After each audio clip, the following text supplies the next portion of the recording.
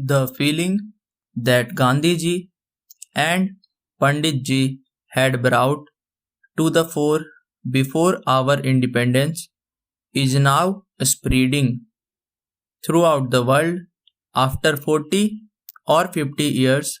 It is just insanity that we continue to manufacture weapons while the available weapons alone can extinguish the entire world 50 times.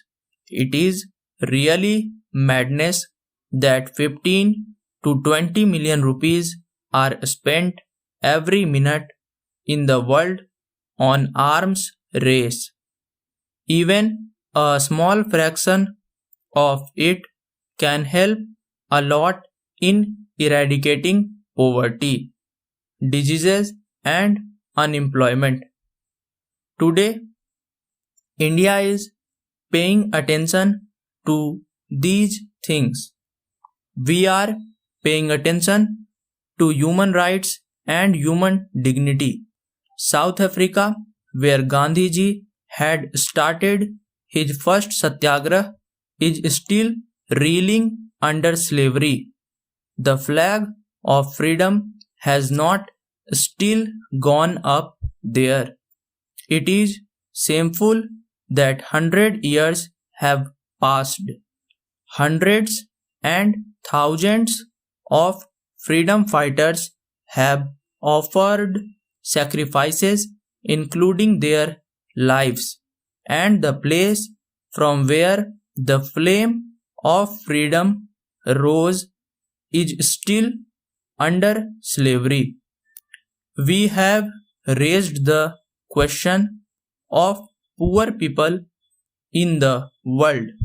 We have taken up the cause of suppressed sections of the world. We have demonstrated that our voice is that of balance, tolerance, compassion, truth, and non-violence. Last month, we signed an agreement in Sri Lanka, an agreement that proved the righteousness of our policy, which demonstrated that the impact of our foreign policy is good and that India was moving on the right path. This is an important achievement in these 50 years. The latest agreement that we have reached and signed has brought peace and cooperation in Sri Lanka. This has strengthened the cause of peace and cooperation in the entire region. We have stalled the activities of those people who were endangering the security of the entire region.